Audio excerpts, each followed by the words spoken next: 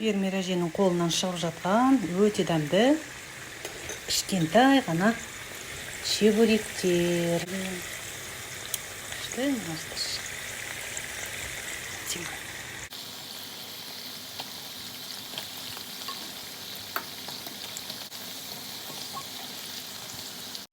Қамырдың екінші жартысынан үлкен северный чебуректарды шығарып жатырмын.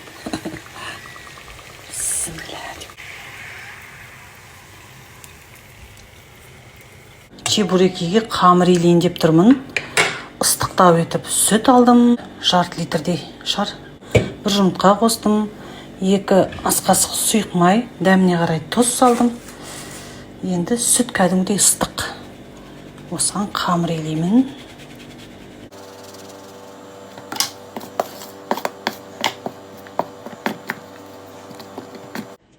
Мінекей достар, осындай жұмсақтау қамыр болып шығады.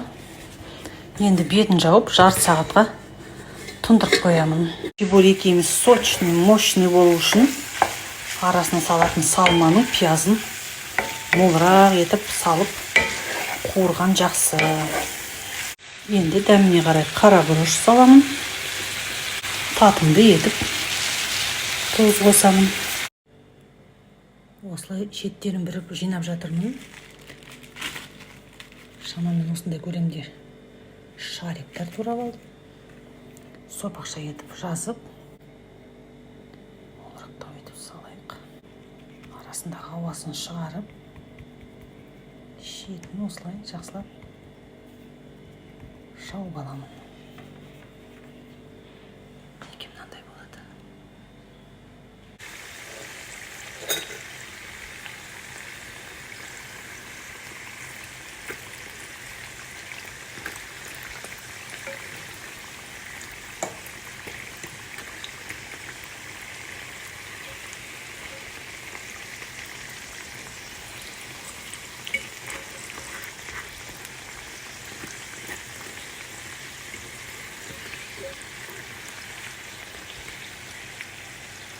Кешкі астың қамы.